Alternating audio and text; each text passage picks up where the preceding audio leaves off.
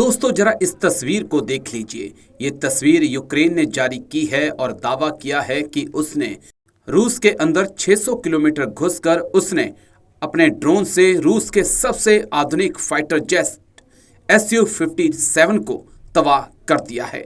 उसने बकायदा Su-57 की तस्वीर भी जारी की है जो तबाह हो चुका है।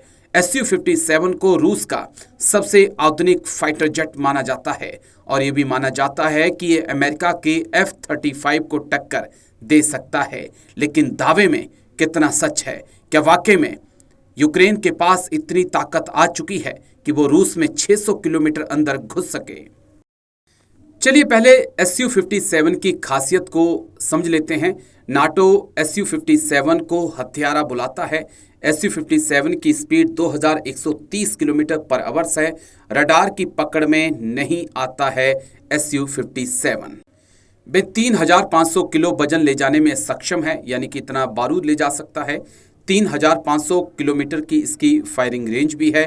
54,000 फीट की ऊंचाई पर यह बड़े आराम से उड़ान भर सकता है।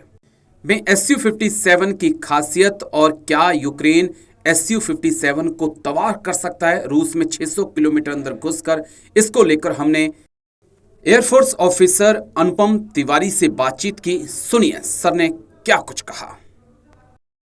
Su-57 उस श्रेणी का विमान है जिसको कि कम से कम हवा में तो मार पाना बहुत मुश्किल है। 5th जनरेशन का टोटल स्टेल्थ टेक्नोलॉजी से बना हुआ एयरक्राफ्ट हवा के अंदर जब ये एयरबोर्न रहता है उस समय दुनिया के उन गिने चुने एयरक्राफ्ट में शामिल होता है जिनको कि नुकसान पहुंचाना बहुत मुश्किल है। इसके पास सारी वो क्षमताएं हैं कि वो हर तरह के अटैक को धोखा दे सकता है, चाहे वो ग्राउंड अटैक हो या फिर एयर से अटैक हो। यानी कि इस पर्टिकुलर एयरक्राफ्ट को मारने के लिए सिर्फ एक ही तरीका है कि जब ये ज़मीन पर रहे, जब ये फ्लाई न कर रहा हो, जब ये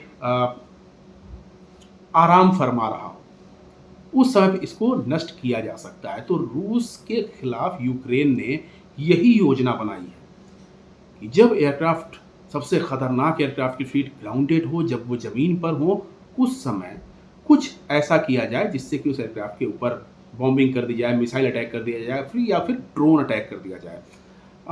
ये चीज़ें कहने में बहुत आसान है, लेकिन ये भी हमको ध्यान रखना चाहिए कि इस तरह कार्रवाई करने के लिए आपको बहुत बड़ा कदम उठाना पड़ेगा, क्योंकि सुखोई 57 के बेसेस एकदम बॉर्डर पर नहीं हैं।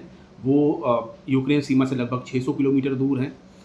वहाँ तक ड्रोन को पहुँचाना, वो भी बिना डिटेक्ट किए हुए उसको किसी ड्रोन के अंदर से एक मिसाइल फायर करके उसको मार देना, नष्ट कर देना, ये बहुत बड़ी क्षमता प्रदर्शित करी है यूक्रेन ने। और इसके ऊपर रशिया को अब ये ध्यान देना पड़ेगा कि वो जो ताकतवर हथियार हैं, उन हथियारों को, चाहे आप उनको एयरक्राफ्ट कहिए या फिर कुछ और भी जो इक्विपमेंट्स हैं, उनको नष्ट करने की कैपेबिलिटीज़ यूक्रेन के अंदर है। और ये कैपेबिलिटी उसके अंदर आई है पश्चिमी देशों से।